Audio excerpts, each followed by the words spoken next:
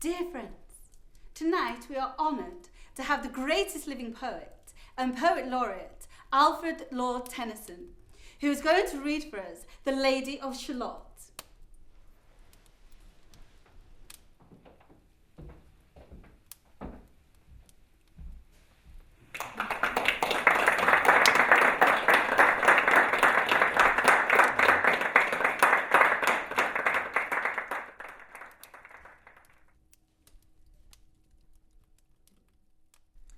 On either side the river lie long fields of barley and of rye, that clothe the wold and meet the sky.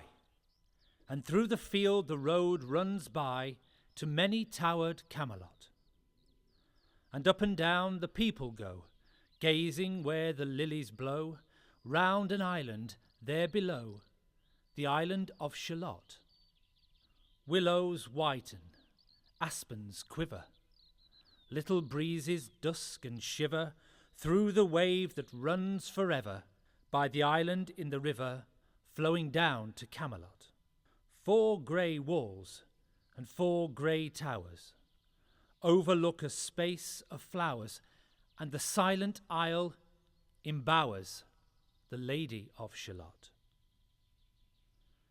By the margin willow veiled slide the heavy barges trailed by slow horses, and unhailed the shallop flitteth silken sailed, skimming down to Camelot.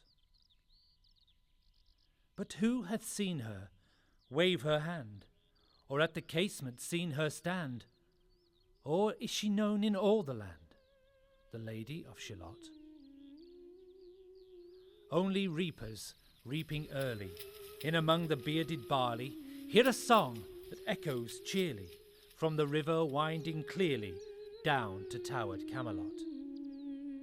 And by the moon the reaper weary, piling sheaves in uplands airy, listening, whispers, "'Tis the fairy Lady of Shalott."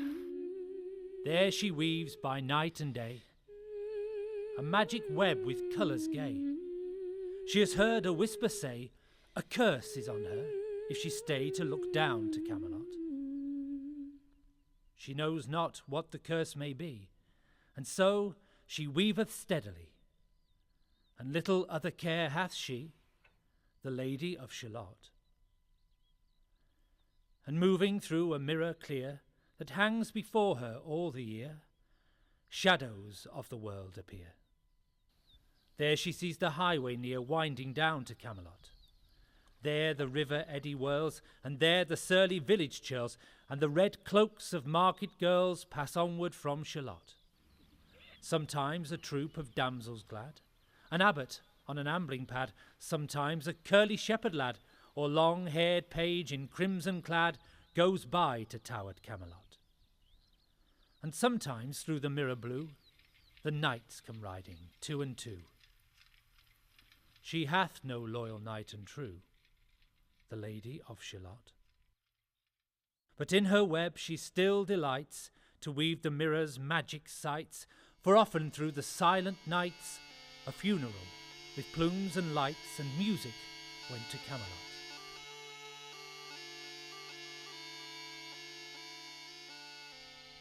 Or when the moon was overhead, came 2 young lovers lately wed.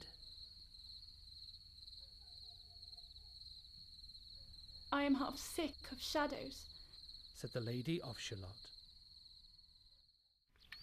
A bowshot from her bower eaves, he rode between the barley sheaves. The sun came dazzling through the leaves, and flamed upon the brazen greaves of bold Sir Lancelot. A red cross knight for ever kneeled to a lady in his shield that sparkled on the yellow field beside remote Shalott. The gemmy bridle glittered free, like to some branch of stars we see, hung in the golden galaxy. The bridal bells rang merrily as he rode down to Camelot. And from his blazoned baldric slung a mighty silver bugle hung, and as he rode his armour rung beside remote Shalott. All in the blue, unclouded weather, thick jewelled shone the saddle leather, the helmet and the helmet feather burned like one burning flame together, as he rode down to Camelot. As often through the purple night, below the starry clusters bright, some bearded meteor, trailing light, moves over still Shalott. His broad, clear brow in sunlight glowed. On burnished hooves his war horse trod. From underneath his helmet flowed his coal-black curls as on he rode down to Camelot. From the bank and from the river he flashed into the crystal mirror. Tirra-lirra, by the river sang Sir Lancelot. She left the web, she left the loom, she made 3 paces through the room. She saw the water lily bloom, she saw the helmet and the plume. She looked down to Camelot. Out flew the web and floated wide. The mirror cracked from side to side. The curse has come upon me, cried the Lady of Shalott.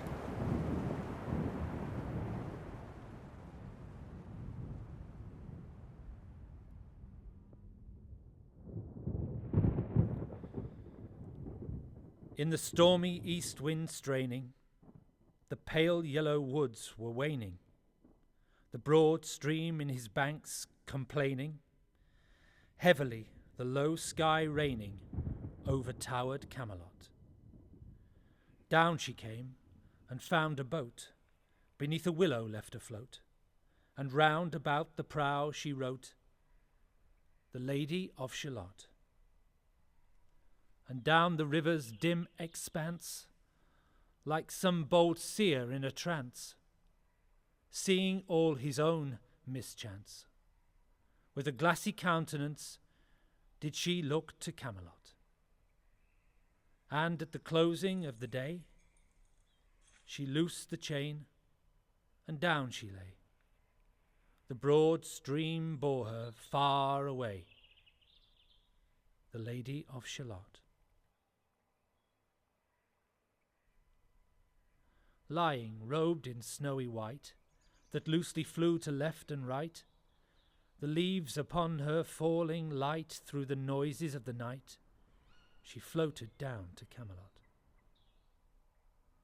And as the boathead wound along, the willowy hills and fields among, they heard her singing her last song, the Lady of Shalott.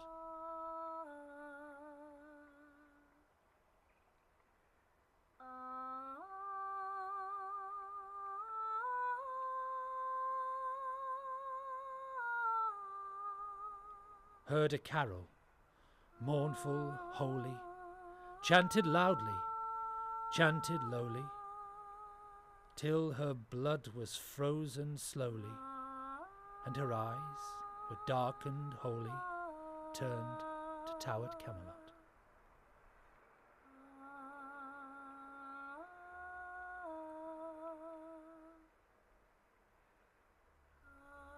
For ere she reached upon the tide, the first house by the waterside, singing in her song, she died, the Lady of Shalott.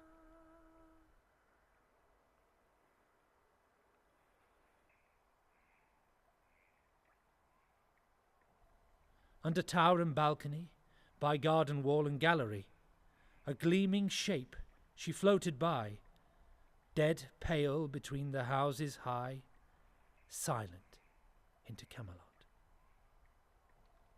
Out upon the wharfs they came, knight and burgher, lord and dame, and around the prow they read her name, the Lady of Shalott. Who is this, and what is here? And in the lighted palace near died the sound of royal cheer, and they crossed themselves for fear, all the knights at Camelot. But Lancelot mused a little space. He said, "She has a lovely face. God in his mercy lend her grace, the Lady of Shalott."